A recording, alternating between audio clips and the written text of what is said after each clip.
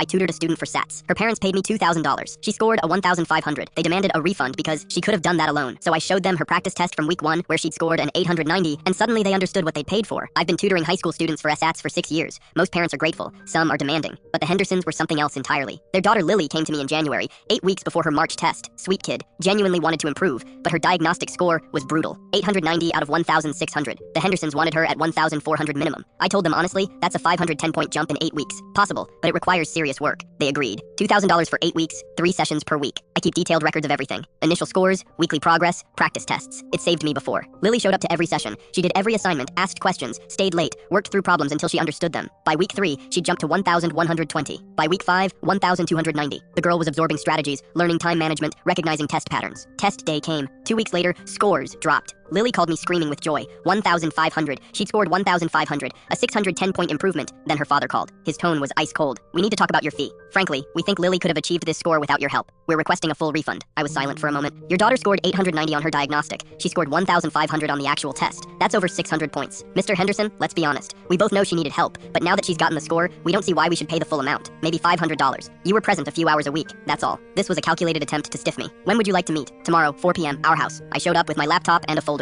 Mrs. Henderson answered, arms crossed. Lily was nowhere in sight. They sat across from me, expression smug. We've already contacted our credit card company to dispute the charge, Mr. Henderson said. We're claiming you misrepresented your services, so they'd already decided to scam me. I opened my folder. I pulled out Lily's week 1 diagnostic test. Her score of 890 circled in red. I slid it across. This is what Lily scored before I started. 890 out of 1,600. 23rd percentile. Mrs. Henderson barely glanced. We know what she scored. That's not the point. The point is you charged us $2,000 for something she could have done herself with online resources. I pulled out the weekly progress reports. Week 3, 1,120. Week 5, 1,290. Week 7, 1,450. Your daughter worked incredibly hard. She started at 890, and over 8 weeks, I taught her test strategies, time management, content review, and confidence. That 610-point improvement didn't happen because of practice books. It happened because of structured, personalized coaching. Mr. Henderson's expression hardened. He was annoyed I had documentation. $2,000 is a lot of money for tutoring. Reasonable would have been having this conversation before you hired me. You knew exactly what you were getting. You signed the contract. You got weekly reports. And now that she succeeded, you want to pretend it was all her? Mrs. Henderson's mask slipped. Fine. We thought we could negotiate after the fact. I pulled up the email on my laptop. In my initial consultation, I wrote, Lily's diagnostic score is 890. You replied, we trust your expertise. Move forward. You knew from day 1 where she started. They'd been caught. I stood up, gathering my materials. Lily earned that 1,500.